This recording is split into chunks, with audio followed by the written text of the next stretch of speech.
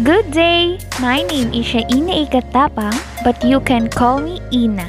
Who is Ina? I am 18 years old. I live in from Sinisian West, Lemery, Batangas.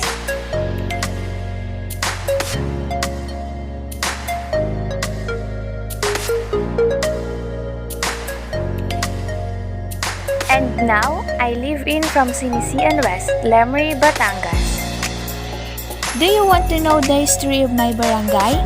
And now, I will let you know. Let's go! Sinisian West is a barangay in the municipality of Lemery in the province of Batangas. Its population as determined by the 2020 census was 2,218. Part 1 History. Present official name of the barrio. In one of the little nooks of the town of Lemery lies the barrio of Sinisian West, Lemery, Batangas.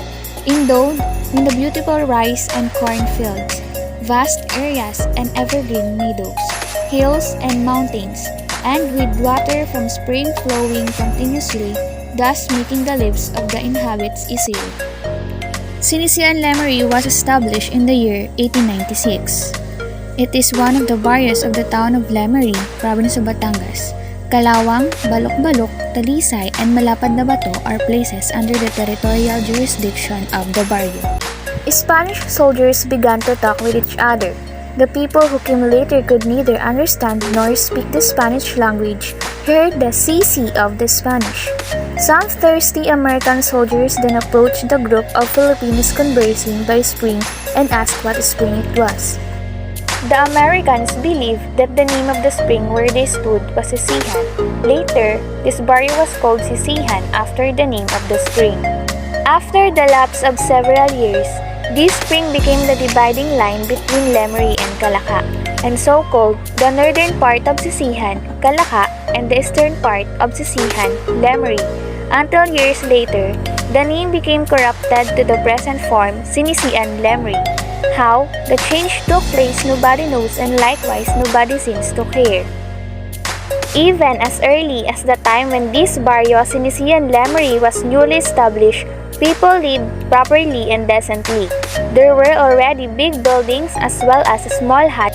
There are also a chapel in the heart of the barrio now known as Kalawang and not in the place where it's situated at present.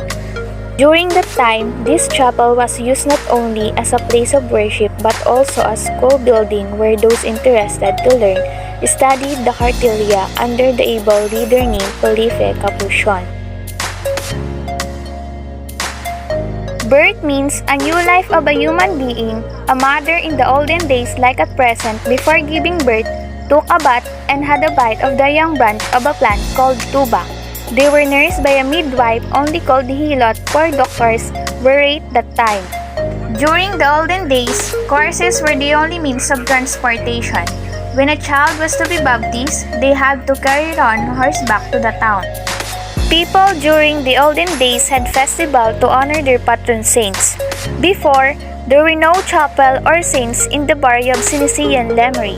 But one day, there happened to be a man offering the image of Saint Joseph and the Virgin Mary.